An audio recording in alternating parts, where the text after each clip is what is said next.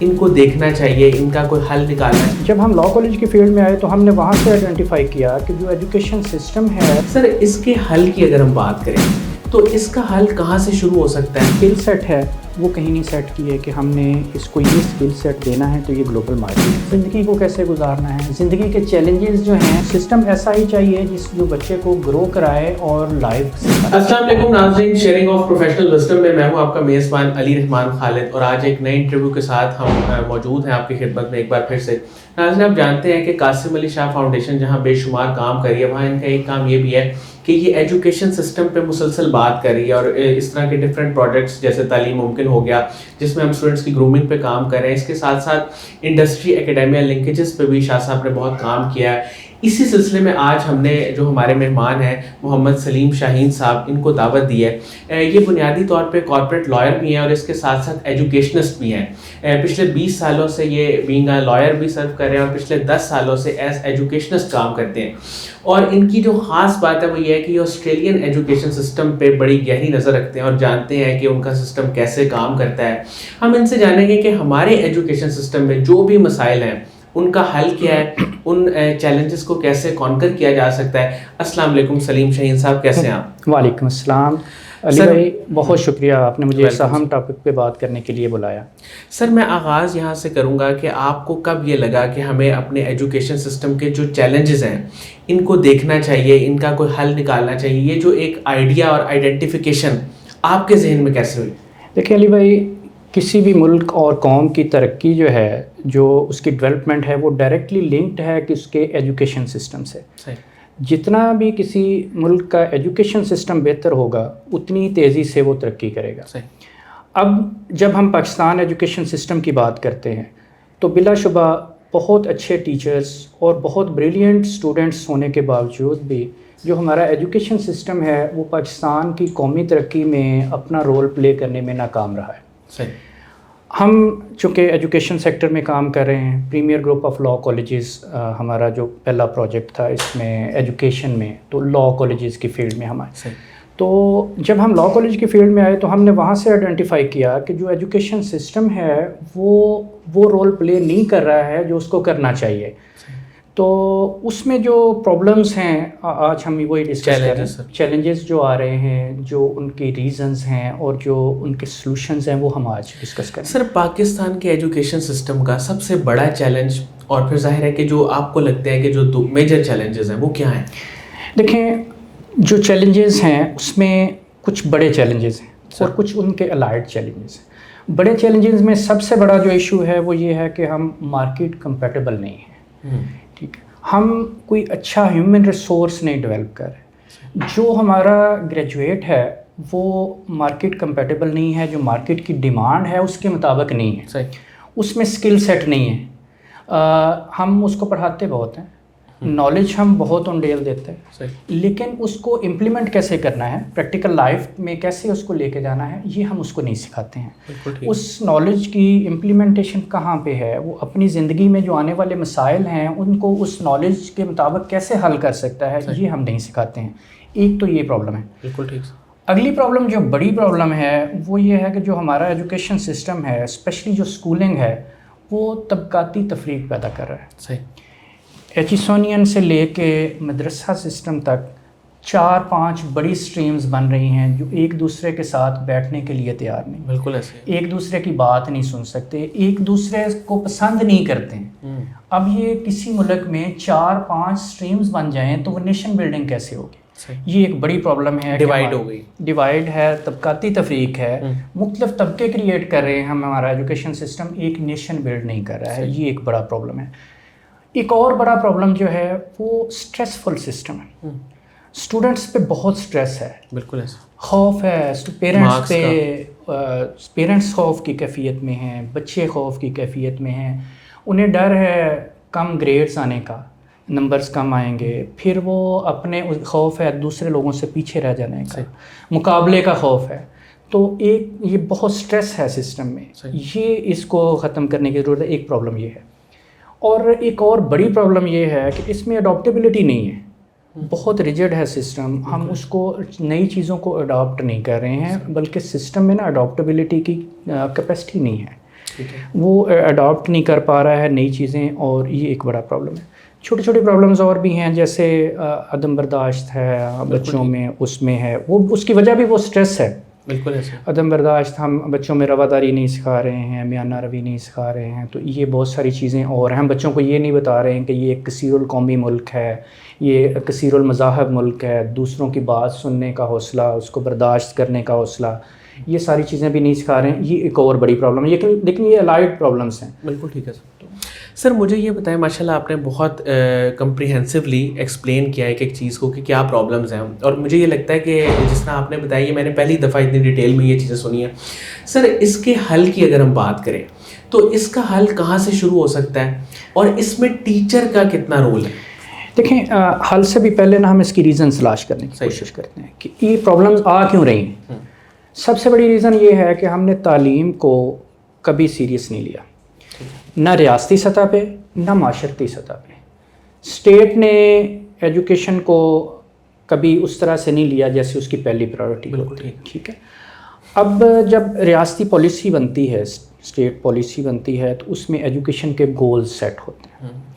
تو آپ اپنی پالیسی اٹھا کے دیکھیں تو اس میں لکھا ہوا ہے کہ ہم ایک نیک انسان بنائیں گے، ایک اچھا کریکٹر بلڈنگ کریں گے، یہ وہ. کہیں نہیں اس میں لکھا ہوا کہ ہم ایک اچھا ہیومن ریسورس ڈیولپ کریں گے جو گلوبل مارکیٹ کے لیے فائدہ مند ہو. اب اچھا انسان تو بنائیں، یہ اس میں تو نو ڈاؤٹ اس کو بنانا ہی چاہیے، ایجوکیشن کا یہ ایک حصہ ہے. لیکن ایجوکیشن کا مین گول کیا ہے کہ اس کی پروڈکٹیوٹی کیا ہے. بالکل. اب یہ ہماری جو پالیسی کا حصہ ہے، ہم نے گول ہی نہیں سیٹ کیا کہ ہم نے اس کو ایک اچھا ہیومن ریسورس بنانا ہے. وہ ہم نے گول اس کو سیٹ نہیں کیا. پھر جو ہے وہ جو اسکل سیٹ ہے وہ کہیں نہیں سیٹ کیے کہ ہم نے اس کو یہ اسکل سیٹ دینا ہے تو یہ گلوبل مارکیٹ کے، کہیں ایون انالیسس ہی نہیں کیا. کسی پالیسی میں نہیں ہے، کسی انسٹیٹیوٹ میں نہیں ہے، اور پھر اڈاپٹیبلٹی نہیں ہے. اب ہم لاء کالجز جب ہم نے اسٹارٹ کیے نا، گجرانوالہ میں ہم نے بہت state of the art premier law college بنایا. اب میں تو یو کے سے آیا تھا اس وقت، وہاں کے ایجوکیشن سسٹم کو دیکھ کے، میں یو کے ایک ایجوکیشن سسٹم کا لیگل ایڈوائزر ہوں، ایجوکیشن بورڈ کا. شان گورنمنٹ کے ایجوکیشن بورڈ کا میں لیگل ایڈوائزر ہوں. آسٹریلیا کے ہم یہ ابھی ایک ریسنٹلی آسٹریلین گورنمنٹ کا یہاں پہ پروجیکٹ کر رہے ہیں، تو ان کا ہم پاکستان آفس کے طور پہ کام کر رہے ہیں ایجوکیشن بورڈ کا. تو جب میں نے وہ لاء کالج بنایا تو میں نے اس ڈریم پہ بنایا کہ ہم اس طرح کی کوالیفیکیشن دیں گے یہاں سے وہ لائرز پروڈیوس کریں گے جو مارکیٹ کمپیٹیبل ہوں. صحیح. تو جب ہم اس سسٹم میں آئے تو ہمیں اندازہ ہوا کہ ہم نے ایک سیٹ سا سلیبس پڑھانا ہے، بچوں نے وہ رٹا لگانا ہے اور وہ پاس ہو جانا ہے انہوں نے، اور وہ ڈگری لے کے چلے جائیں گے. بالکل. اب جب ہم اس میں ریفارمز کی بات کرتے ہیں، ہمارے جو کالج ہے اس میں ہم نے 3-4 سیکشن ایڈ کیے جو روٹین میں نہیں ہوتے ہیں. ایک ہم نے اس میں ایڈ کیا ریسرچ سینٹر.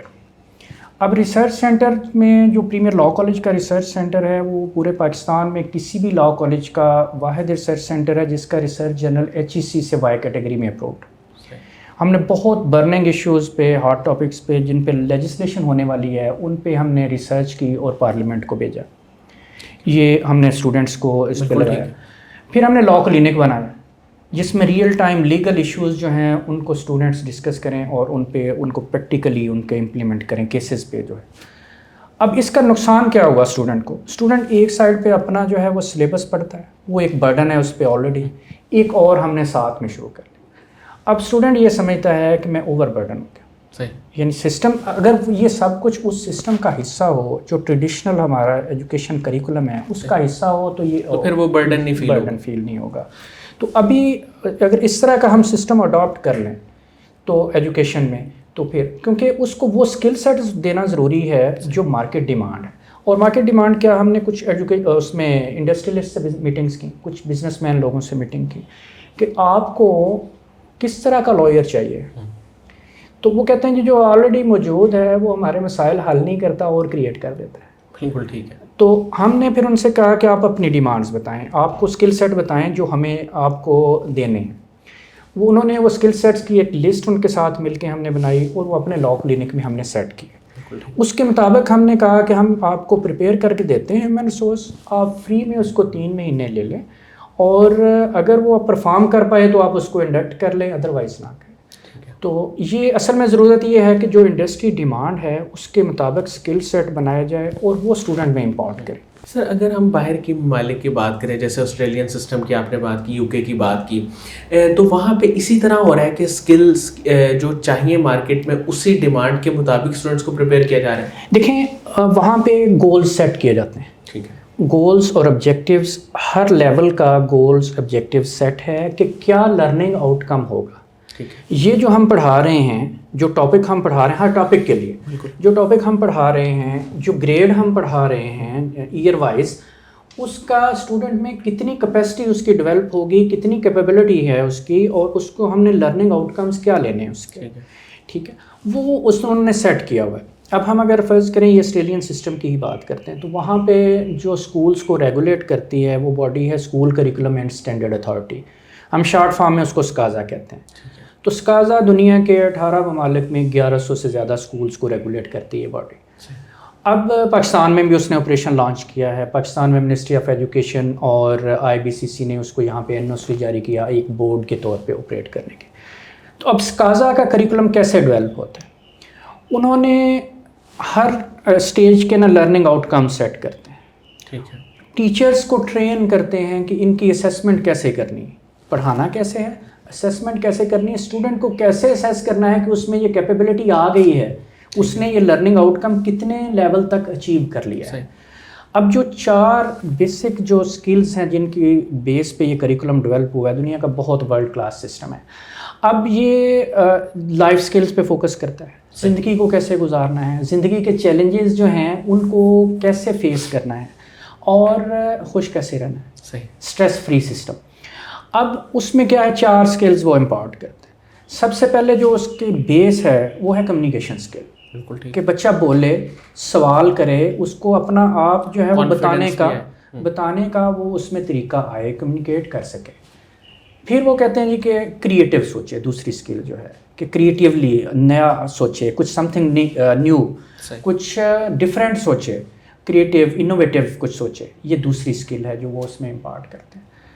پھر وہ کہتے ہیں جی کہ بچہ انالیسس کرنے کے قابل ہو, انالیٹیکل اسکل, مسائل ہیں اس کو انالیسس کرے کہ اس کی ریزنز کیا ہے, اور جب وہ انالیسس کر چکے تو پھر اس کا پرابلم کو سالو کرے, پرابلم سالونگ اسکل اس میں امپارٹ کرتے ہیں. یہ 4 اسکل کی بنیاد پہ یہ کریکولم جو ہے وہ ڈیولپ ہوا ہے. اور اس کے پھر نا گریڈس ہیں کہ ایئر 1 میں اس نے کیا اس میں سے سیکھنا ہے, ایئر 2 میں کیا سیکھنا ہے, ایئر 3 میں لائف کے مختلف شعبوں میں اس نے کیسے پرفارم کرنا ہے, گھر میں اس نے کیسا اس کا بیہیویئر ہونا چاہیے, آفس میں وہ جائے گا تو وہ کیسے ریئیکٹ کرے گا, باہر سڑک پہ وہ لوگوں کے ساتھ کیسے ڈیل کرتا ہے, وہ کسی شاپ پہ جاتا ہے تو وہ لوگوں کے ساتھ کیسے ڈیل کرتا ہے. سافٹ اسکلز جتنے آ جاتے ہیں, آپ کے سوشل اسکلز بھی. اب اگر فرض کریں وہ جو پڑھا رہا ہے اس کا, اگر اس سائنسز کو پڑھا رہا ہے تو اس کی لائف میں وہ کیسے امپلیمنٹ ہوتی ہیں, وہ میتھمیٹکس ہے تو وہ کیسے اس کو جو ہے رٹا نہیں لگاتا ہے, وہ سلوشن پہ نہیں جاتا ہے, وہ میتھڈولوجی کو سکھاتے ہیں, اس کے بعد سلوشن پہ جاتا ہے. سر آسٹریلین ایجوکیشن سسٹم کو یا اس کی جتنی بھی اچھی چیزیں ہیں اس کو اگر ہم پاکستان میں لے کے آنا چاہیں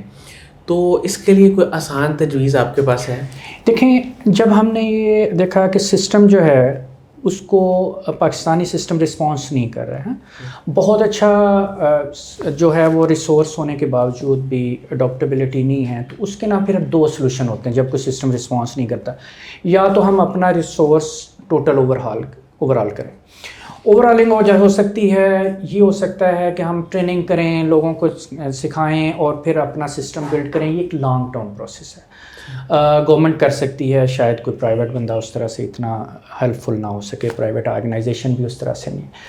اب دوسرا سلوشن یہ ہے کہ کوئی بہت اچھا ورلڈ کلاس سسٹم اٹھائیں اور اپنے اسکولوں میں امپلیمنٹ کر لیں, اور اس کے مطابق اپنا ریسورس ڈیولپ کریں. الٹیمیٹلی تو اپنا سسٹم ڈیولپ کیے بغیر کوئی قوم نہیں آگے چل سکتی ہے. ادھار کے سسٹم ہم زیادہ دیر نہیں چلا سکتے ہیں. ہم نے دوسرا راستہ اڈاپٹ کیا, ایک ورلڈ کلاس سسٹم آسٹریلیا سے اٹھایا, وہ اپنے اسکولوں میں. اب اس کے مطابق ہم کیا کرنے جا رہے ہیں, ہم ٹیچرز ٹرین کرنے جا رہے ہیں. آسٹریلین بورڈ سے ہم نے یہ ایگریمنٹ کیا کہ وہ ہمارے ٹیچرز کو ٹرین کرے جیسے وہ اپنے ٹیچرز کو ٹرین کرتے ہیں.